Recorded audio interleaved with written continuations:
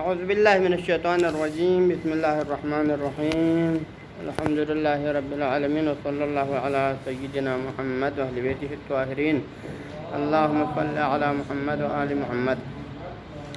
اما بعد، بحث گفتگو ہماری چل رہی تھی کہ اگر کوئی شخص بعنوان فضولی کسی مال کو فروخت کرے اور اس کے بعد پتہ چلے کہ کیا تھا، وہ خود مالک تھا، ٹھیک ہے جی، تو اس کا فقط یہی مالک بننا ہی، مالک حقیقی ہونا، جبکہ اس کا علم نہ ہو، کیا یہ معاملے طب نفس کے لیے کافی ہے، رضا کے لیے، یا بعنوان مالک رضامندی کے اظہار؟ مطلب مصنف کا نظریہ کیا ہے کہ اصل معاملے کے وقت طب نفس ہونا اس وقت ممکن ہے کہ اگر اس کو اپنے مالکیت کا پتہ ہو اور بعنوان مالک ہو تو اس کا طب نفس ہے، لیکن اگر مالک حقیقی ہو لیکن علم بالمالکیہ نہ ہو تو اس کا وہ طب نفس شمار نہیں ہوگا۔ جب طب نفس عقد کے وقت شمار نہیں ہوگا تو بعد میں اجازت کا محتاج، یہ نظریہ ہے، ٹھیک ہے۔ تو اس کے لیے انہوں نے چند امور کو بطور دلیل پیش کیا تھا، ان میں سے وہی طلاق و عتق وغیرہ مسئلہ تھا کہ اگر کوئی بندہ کسی غلام کو غیر کا غلام سمجھ کے آزاد کرے، بعد میں اس کا اپنا غلام تھا تو اس کا عتق کافی نہیں ہے۔ اگر کسی غیر کی بیوی سمجھ کر وکالتاً طلاق دے، بعد میں اس کی اپنی بیوی تھے تو بھی اس کی طلاق کے لیے کافی نہیں ہے، ٹھیک ہے، کیونکہ ان چیزوں میں کیا ہے۔ لیکن فرق یہ ہے کہ طلاق و عتق کے مسائل ہیں وہ ایقاعات میں سے ہیں، لیکن ہمارا مسئلہ جو فضولی وغیرہ کیا ہے، عقود میں سے ہیں۔ تو اس بنا پر پہلے بھی ہم نے کہہ چکا ہے کہ ایقاعات میں فضولی نہیں چلتا ہے، ایقاعات میں فضولی یہ نہیں ہے، کیونکہ ایقاعات کے لیے کیا چاہیے، طب نفس عقد کے دوران چاہیے، بعد کی اجازت فائدہ مند نہیں ہے، اس وجہ سے ایقاعات فضولی باطل ہیں۔ لیکن عقود کے اندر کیا ہے، اگر طب نفس عقد کے دوران نہ ہو تو بعد والی رضامندی بھی کافی ہے، اس وجہ سے ایقاعات عقود فضولی کیا ہوتا ہے، صحیح ہوتا ہے۔ تو لہذا اس بنا پر آگے فرماتے ہیں کہ وَلَوْ غَرَّهُ الْغَاصِبُ، کیونکہ مالکیت حقیقی کا علم ہونا کافی نہیں ہے، بلکہ خود مالک کے عنوان سے رضا ہونا چاہیے۔ وَلَوْ غَرَّهُ الْغَاصِبُ، اگر کوئی غاصب دوسرے کو دھوکہ دیتا ہے، غر یعنی دھوکہ، اگر کوئی غاصب کسی شخص کو کیا کہتا ہے، دھوکہ دیتا ہے، فقالا، اور وہ کہتا ہے اس بندے سے، کیا کہتا ہے اس سے، ھذا عبدی، یہ میرا غلام ہے، یعنی غاصب دوسرے شخص سے کیا کہتا ہے کہ یہ میرا غلام ہے، فاعتقہ عنک، لہذا تم میرے غلام کو اپنی طرف سے آزاد کرو، یہ کہتا ہے۔ فاعتقہ عن نفسہ، اور اس نے بھی اس غلام کو کس کی طرف سے آزاد کیا، اپنی طرف سے، کیونکہ غاصب نے اسے کیا کہا تھا، تم اپنی طرف سے آزاد کرو، اور اس نے بھی اس غلام کو آزاد اپنی طرف سے کیا، جبکہ غلام کے اعتقاد میں، یعنی اس شخص کے اعتقاد میں غلام کس کا ہے، غاصب کا ہے، لیکن آزاد کس کی طرف سے ہو رہا ہے، خود اپنی طرف سے۔ فبان کونہ لہ، لیکن آزاد کرنے کے بعد اس شخص کو پتہ چلا کہ یہ غلام تو کس کا تھا، اس کا اپنا غلام تھا، غاصب کا غلام نہیں تھا، تو پھر کیا ہے، کیا یہ عتق نافذ ہے یا نہیں ہے؟ فرماتے کہ فالاقویٰ ایضاً عدم النفوذ، تو یہاں پر بھی اقویٰ یہ ہے کہ یہ عتق جو ہے نافذ نہیں ہے۔ کیوں نافذ نہیں ہے؟ کیونکہ اس میں مالکیت کا اس کا علم نہیں تھا، اور اس نے آزاد کرتے وقت اس کا طیب نفس شامل نہیں ہے، اس وجہ سے یہ عتق کافی نہیں ہے، ٹھیک ہے۔ یہ جو نظریہ ہے وفاقاً للمحکی عن التحریر، یہ یعنی جو ہم نے جو اقوا قرار دیا نا، یہ نظریہ کس کے موافق ہے؟ علامہ کی کتاب تحریر و حواشی شہید، اور شہید اول کی حواشی و جامع المقاصد، اور کتاب محقق کرکی کی کتاب ہے جامع مقاصد، تو ان تینوں میں جو نظریات ہیں ان کے ساتھ موافق ہیں، ہم ہنگ ہیں، حاجی مع حکم ہی، جب کہ وہی محقق حکمی کی ضمیر آتا ہے جامع مقاصد کی طرف، یعنی محقق کرکی کی طرف، جب کہ وہی محقق کرکی نے حکم دیا ہے جامع مقاصد کے اندر بصحت البیع، ہونا کہ مسئلے میں بے صحیح ہے، یعنی بالفرض عتق کے مسئلے میں محقق کرکی نے کیا فرمایا، اگر اس کو اپنی مالکیت کا پتہ نہ ہو اور آزاد کرے تو عتق نافذ نہیں ہے، جبکہ بیع کے بارے میں اگر کسی مال کو فروخت کر اپنی مالکیت کا پتہ نہ ہو، بعد میں مالک ہونا پتہ چلا، تو پھر یہاں پر محقق کرکی نے کیا فرمایا ہے کہ بیع کو صحیح قرار دیا ہے لیکن عتق کو باطل قرار دیا ہے۔ لیکن ووقوفہ علی الاجازہ، لیکن محقق کرکی نے کیا فرمایا کہ بیع کے مسئلے میں یہ معاملہ صحیح ہے لیکن اجازت کے موقوف ہے، کہ اگر مالک کے علم ہوئے بغیر غیر کا مال سمجھ کے بیع کرے، بعد میں پتہ چلے کہ وہ مالک تھا، تو معاملہ تو صحیح ہے لیکن اس کی اپنی اجازت کی ضرورت ہے۔ تو فرق کیا، ہم محقق کرکی سے پوچھیں گے کہ فرق کیوں کیا آپ نے، عتق اور بیع میں فرق آپ نے کیوں کیا؟ عتق میں آپ نے اس کو باطل قرار دیا جبکہ بے میں صحیح قرار دیا۔ فرماتے ہیں کہ لِأَنَّ الْعِتْقَ لَا يَقْبَلُ الْعُقُودَ، فرق یہ ہے کہ عتق عقاد میں سے ہیں جبکہ بے کس میں سے ہیں؟ عقود میں سے ہیں۔ تو عقود کیا کرتا ہے؟ اگر طیب نفس عقد کے دوران نہ ہو تو بعد والے اجازت کو بھی قبول کرتا ہے، لیکن ایقاعات کے اندر کیا ضروری ہے؟ طیب نفس اسی معاملے کے دوران ہونا چاہیے۔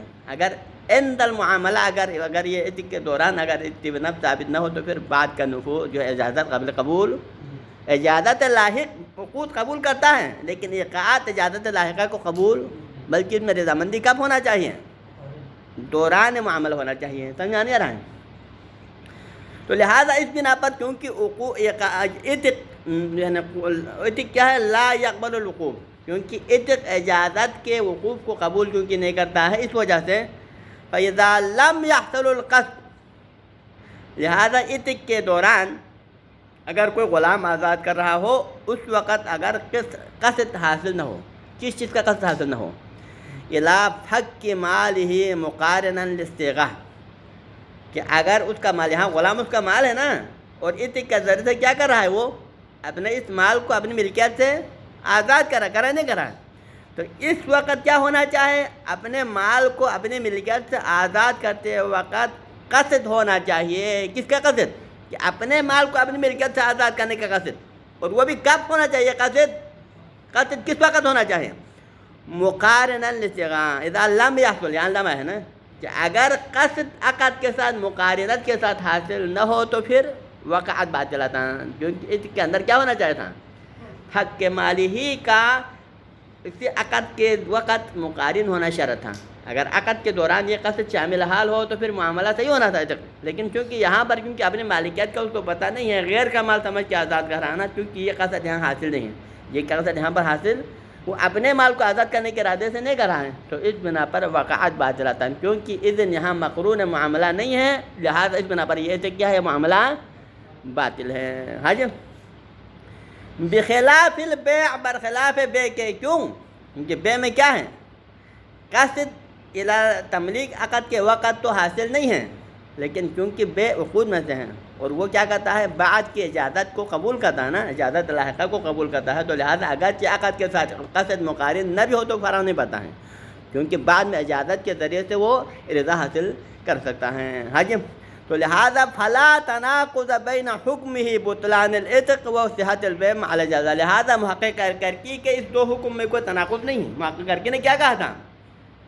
بے کے اندر کہا تھا کہ بے صحیح ہے، اگر اس کو اپنے مالکیت کا پتہ نہ ہوتے ہوئے بے کرے بعد میں مالک ظاہر ہو جائے تو پھر وہاں وہ بے صحیح ہے لیکن اجازت پر موقوف ہے۔ لیکن عتق میں کیا کہا محقق کرکی نے؟ کہ عتق اپنے مالکیت کا پتہ ہوئے بغیر کرے تو پھر بعد میں مالک ظاہر ہو جائے تو عتق صحیح نہیں ہے۔ تو ان دو یعنی حکم کے درمیان میں ہم یہ نہیں کہہ سکتے ہیں کہ محقق کرکی کے حکم میں تناقض نہیں ہے، کیونکہ تناقض اس لیے نہیں ہے کیونکہ عتق ایقاعات میں سے ہے اور بے عقود میں سے ہے۔ ایقاعات اجازت لاحقہ کو قبول نہیں کرتا ہے لیکن عقود اجازت لاحقہ کو قبول کرتا ہے، لہٰذا میں کیا ہے؟ قیاس مع الفارق ہے۔ اس بنا پر ممکن ہے کہ عتق باطل ہو بے، لہٰذا محقق کرکی کے حکم کے درمیان میں تناقض، دو حکموں میں تناقض ہے یا نہیں ہے؟ نہیں ہے۔ کما یتوہم، جیسے کہ بعض سمجھ رہا ہے، بعض کیا سمجھتا ہے؟ یتوہم البعض ان فی ھذا الحکمین تناقض، بعض یہ، لیکن یہ توہم غلط ہے۔ ٹھیک ہے؟ نعم، ایک بات ہے، کیا بات ہے؟ ينبغي ایراد التناقض على من حکم هناك بعدم النفوذ وحکم فی البیع باللزوم، لیکن ان علماء کی بعد میں تناقض کا حکم لگا سکتا ہے۔ کن علماء کی بعد میں؟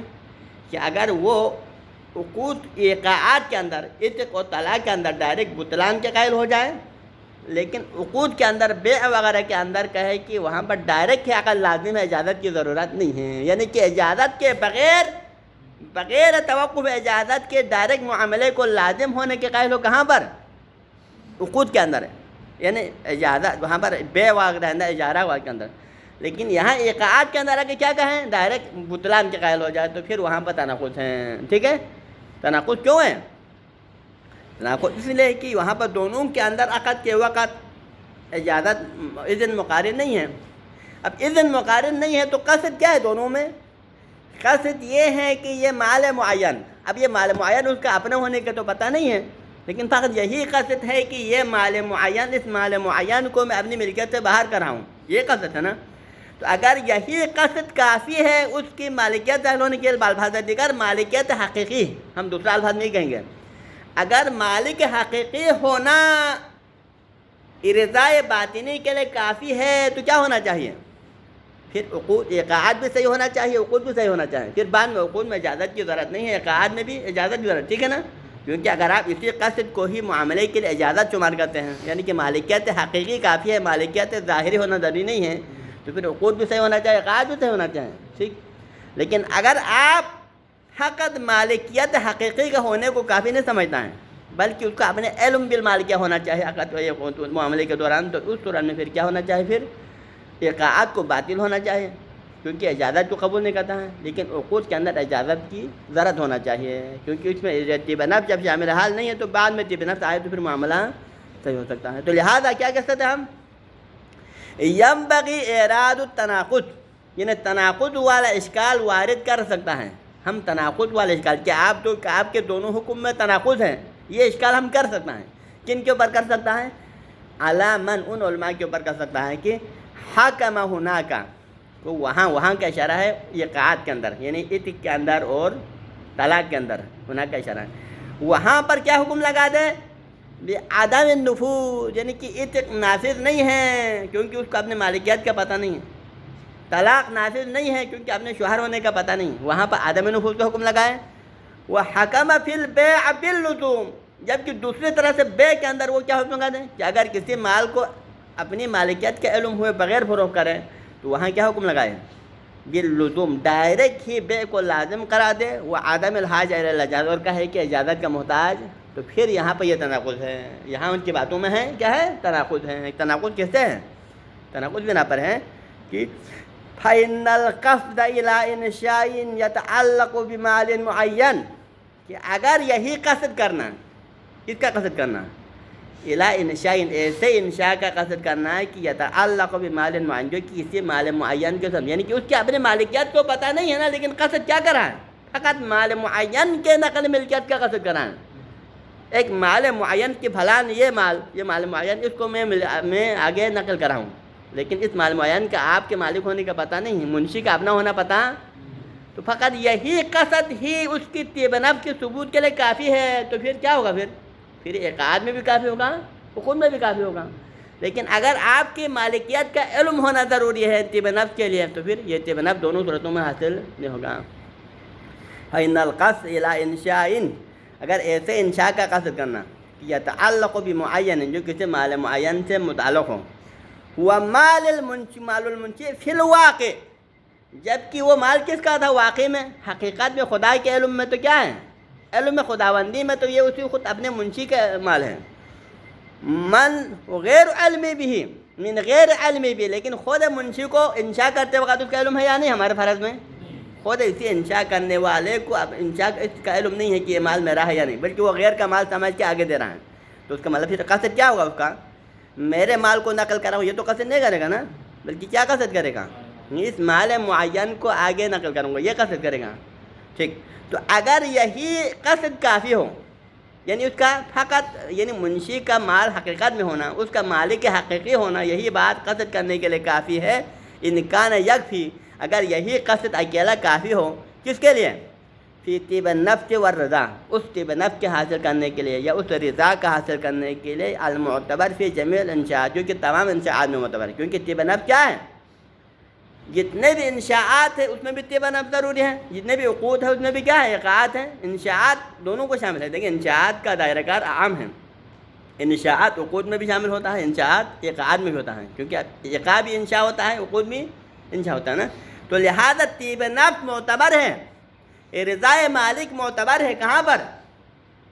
تمام انشاءات میں، چاہے وہ انشاءات عقود کی شکل میں ہو، چاہے وہ انشاءات اقعاد کی شکل میں ہو، تب بھی معتبر ہے نا۔ لیکن آیا وہ طیب نفس کے لیے کیا ضروری ہے؟ اس طیب نفس کے انشاء کے دوران حاصل ہونے کے لیے کیا اس کا علم بالمالک ہونا شرط ہے یا خود حقیقت میں مالک ہونا ضروری ہے؟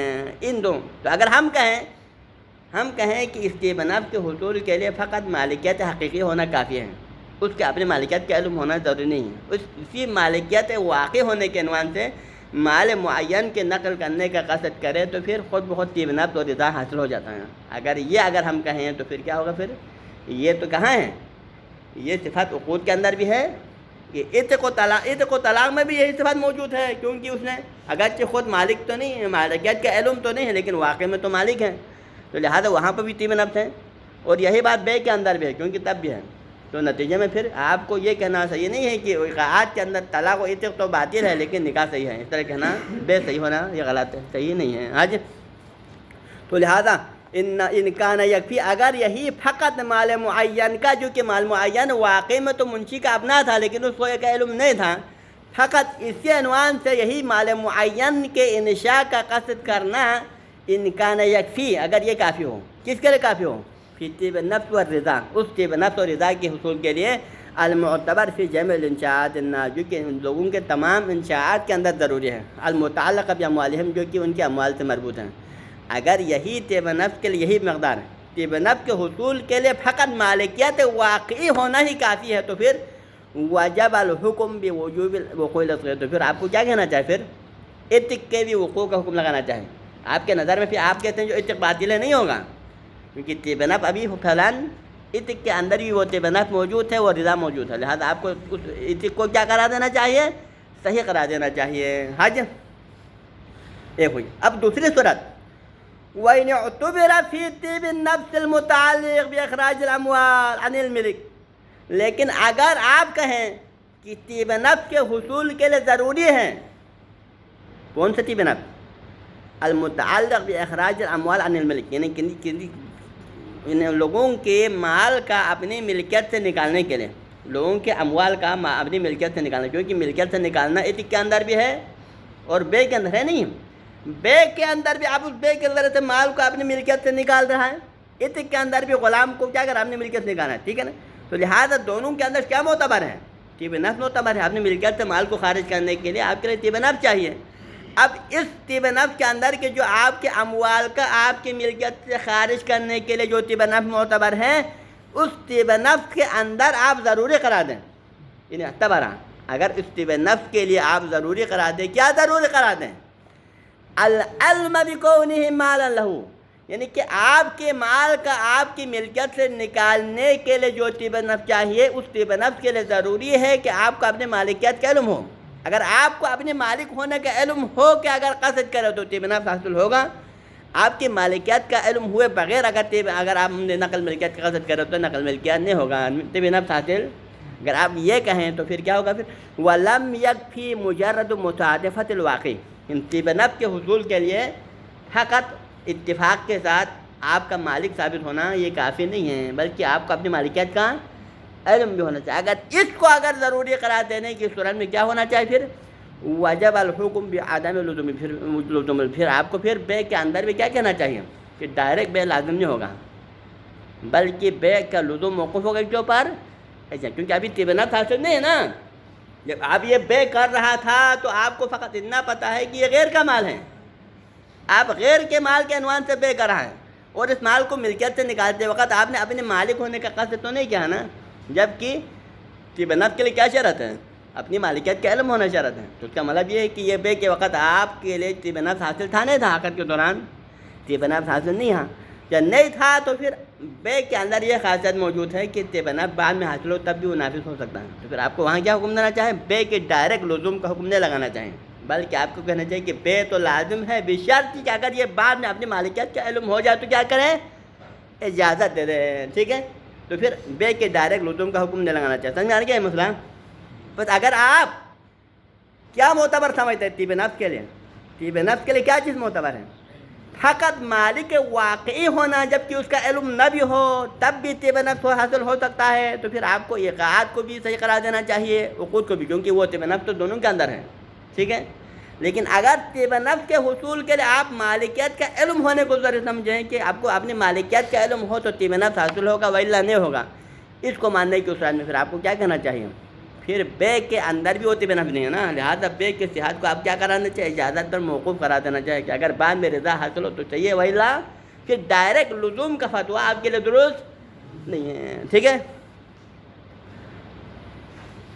لیکن آیا کون سا درست ہے؟ ہم مصنف تو پوچھیں کہ آپ کے نظر میں کون سا درست نظر ہے ان دونوں میں سے؟ تو مصنف فرماتے ہیں کہ فالحق، لیکن ہمارے نظر میں حق یہ ہے کہ ان القصد الى الانشاء المتعلق بمال معین مستحح للعقد.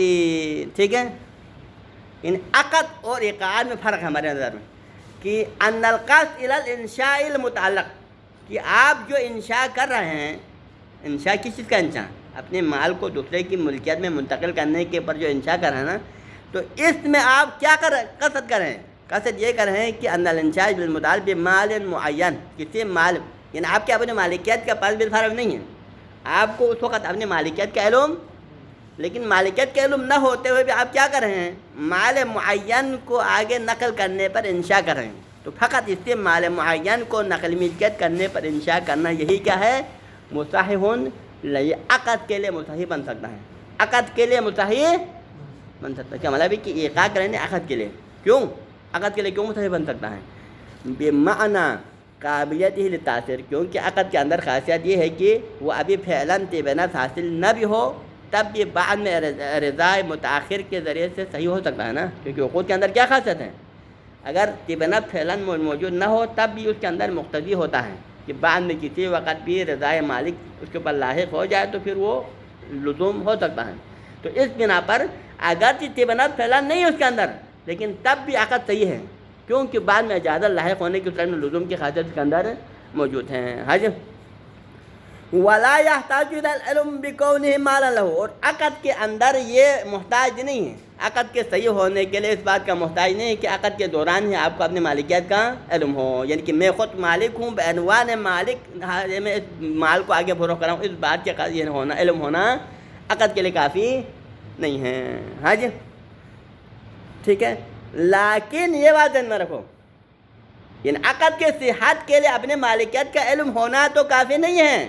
مالکیت کا علم نہ ہو تب بھی عقد کے اندر صحت کا مقتضی موجود ہے، لیکن لا یکفی ذالک فی تحقق خروج المال، لیکن فقط یہی قصد ہونا، مال معین کے منتقل ہونے کا قصد ہونا، ڈائریکٹ اسی عقد کے وقت سے ہی مال کو آگے خارج کرنے کا سبب نہیں بن سکتا. بمجرد الانشاء، فقط آپ انشاء کر، کیونکہ آپ کو انشاء کے وقت طب نفس تو نہیں ہے نا، تو فقط اسی انشاء کرتے ہی آپ کو اپنی مالکیت کا علم نہیں ہے. حرج کرے واقعی میں تو آپ مالک تھا، لیکن عقد کے دوران آپ کو اپنے مالکیت کا پتہ نہیں ہے نا، تو پھر بغیر مالکیت کے آپ جو انشاء کرائے تو فقط اسی انشاء کے ذریعے ڈائریکٹ مال کا آپ کی ملکیت سے نکالنے کا سبب نہیں بن سکتا. اس کے لیے کافی نہیں ہے، بلکہ کیا ہونا چاہیے؟ بلکہ آگے اجازت متاخرہ پر موقوف ہونا چاہیے. اگر وہ اجازت متاخرہ حاصل ہو جائے تو پھر یہ عقد صحیح ہوگا، وإلا نہیں ہوگا. اب اس کے بعد پھر آتے ہیں ثم ان کان ذلک الانشاء. اب وہ انشاء تو آپ نے کیا، چاہے انشاء عقد کا انشاء ہو چاہے ایقاع کا ہو، ٹھیک، تو آپ انشاء کرتے وقت کیا انشاء کیا آپ نے؟ انشاء کرتے وقت آپ کو اپنے مالکیت کا پتہ نہیں ہے، آپ کو اپنے مالک ہونے کا علم نہیں ہے، مالک کا واقعی تو ہے لیکن علم نہیں ہے. آپ نے انشاء کیا کہ یہ مال معین آگے میں منتقل کر رہا ہوں، ٹھیک. اب اس کے بعد اب اس انشاء کو جو آپ نے کیا ہے اس کو ہم دوست متقسم کریں گے کہ انشاءات میں سے وہ انشاء جو بعد والے اجازت لاحقہ کو قبول کرنے کے جس کے اندر صلاحیت موجود ہے وہ صحیح ہوگا، لیکن جن انشاءات کے اندر اجازت متاخرہ قبول کرنے کی صلاحیت نہ ہو، کیونکہ وہ صرف اس کے اندر وہ لحوق کی صلاحیت نہیں نا، تو لہٰذا آپ کیا کریں گے، وہاں پر اس کے بطلان کے قائل ہو جائیں. کیونکہ طب نفس تو دونوں میں نہ تھا، طب نفس تو انشاء عقود کے اندر بھی نہیں ہے، طب نفس انشاء عقد کے اندر بھی نہیں ہے، لیکن چونکہ انشاء عقود کے اندر چونکہ بعد کے اجازت متاخرہ کے ذریعے سے اس کو صحیح قرار دینے کے امکان موجود ہیں، لہٰذا ہم وہاں پر صحت کے حکم لگا سکتے ہیں اجازت کی شرط کے ساتھ. لیکن عقود کی ایقاع کے اندر چونکہ بعد الاجازت متاخرہ کے لحوق کی خاصیت اس کے اندر نہیں ہے، اس وجہ سے ہم کیا کہیں گے، وہاں پر بطلان کو کہیں گے. حج تو لہٰذا ثم ان کان ذلک الانشاء، اگر وہ انشاء جو کہ آپ نے مال معین کے نقل کے اوپر کیا ہے، مما یقبل اللزوم بالحقوق رضا، اگر ان انشاءات میں سے ہو جو کہ رضا کے لاحق ہونے کے ذریعے سے لزوم کو قبول کر سکتا ہے، تو پھر کیا ہوگا، کفت الاجازہ، پھر بعد کے اجازت متاخرہ اس کی صحت کے لیے کیا ہے، لزوم کے لیے کافی ہے. پھر اس کے اجازت متاخرہ جو ہی لاحق ہوگا اجازت عقد کیا ہوگا، عقد لازم بنے گا. کما فی العقود، جس طرح عقود کے اندر ہے. وَإِلَّا وَقَعَ الْإِنشَاءُ بَاطِلًا، لیکن اگر جس انشاء کو آپ نے مال معین کے انتقال کے اوپر کیا ہے اگر وہ اقعاد میں سے ہو، جو کہ اجازت متاخرہ کے لحوق کو قبول کرنے کی صلاحیت اس کے اندر سرے سے نہیں ہے، تو پھر کیا ہوگا؟ پھر وہ انشاء سرے سے کیا ہوگا؟ باطل ہوا، کیونکہ اجازت متاخرہ طب نفس کے عقد موجود نہیں ہے۔ عقد کے دوران تو طب نفس نہیں ہے، لیکن اجازت متاخرہ کے قبول کی صلاحیت اس میں نہیں ہے، تو پھر وہ انشاءات کیا ہوگا؟ وہ انشاءات باطل ہوگا، جس کا مافی الایقاع جیسے کہ ایقاع کے اندر ہے۔ تو لہٰذا اس اعتبار سے ہم نے کیا کیا؟ عقود اور اعتقاد میں فرق کیا؟ کیوں؟ ان کی ایقاعات کے اندر اذن کا مقارن ہونا شرط ہے، اجازت متاخرہ کافی نہیں ہے، لیکن عقود کے اندر چونکہ اجازت متاخرہ ہو تب بھی کافی ہو سکتا ہے، ٹھیک ہے۔ وصلی اللہ علی سیدنا محمد وآل بیتہ الطاہرین، صلی اللہ علی محمد وآل